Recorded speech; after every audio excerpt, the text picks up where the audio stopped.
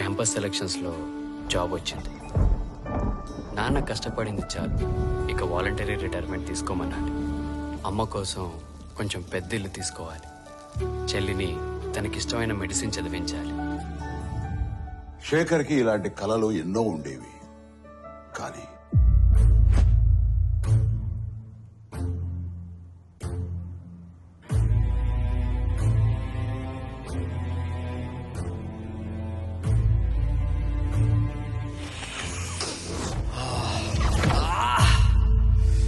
Drugs అలవాటయ్యాక శేఖర్కి తన కలలతో పాటు జీవితంలో మరెన్నో దూరం అయ్యాయి. అమ్మా, స్టోర్కి వెళ్ళొస్తానమ్మా. ఇలా ఒక్క శేఖరే కాదు, ఎందరో యువకులు ఈ డ్రగ్స్ గా ఆకర్షితులై తమ జీవితాల్ని నాశనం చేసుకుంటున్నారు.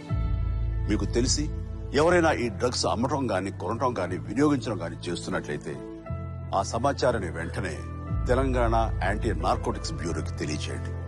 మీరు చేయాల్సిన ఫోన్ నెంబర్ 87-126-71111. మీ వివరాలు గోప్యంగా ఉంచబడతాయి. బాధితులను ఆ మత్తు నుండి దూరం చేయటమే వారి ఆశయం తప్ప శిక్షించడం కాదు. డ్రగ్స్ రహిత సమాజమే లక్ష్యంగా సాగుతున్న మన తెలంగాణ ప్రభుత్వ సంకల్పంలో నాతో పాటు మీరు చేతులు కలపండి.